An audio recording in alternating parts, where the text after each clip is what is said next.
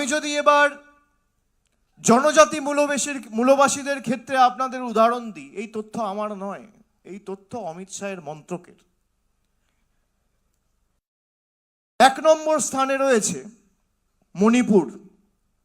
ঘটনার সংখ্যা, আদিবাসীদের উপর নির্যাতন বা অপরাধের ঘটনা ঘটেছে মণিপুরে 3399টি, মানে প্রায় 3400।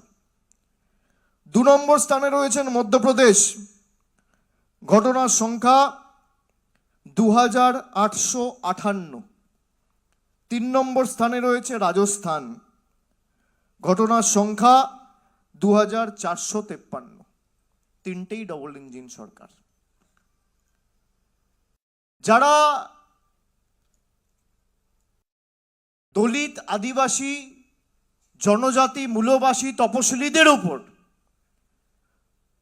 দিনের পর দিন অত্যাচার করে, নির্যাতন করে, আক্রমণ করে, অপমানিত করে, পদে পদে লাঞ্ছিত, নিপীড়িত, অত্যাচারিত, শোষিত, বঞ্চিত করে, তারা আর যাই হোক সমাজের বন্ধু হতে পারে না।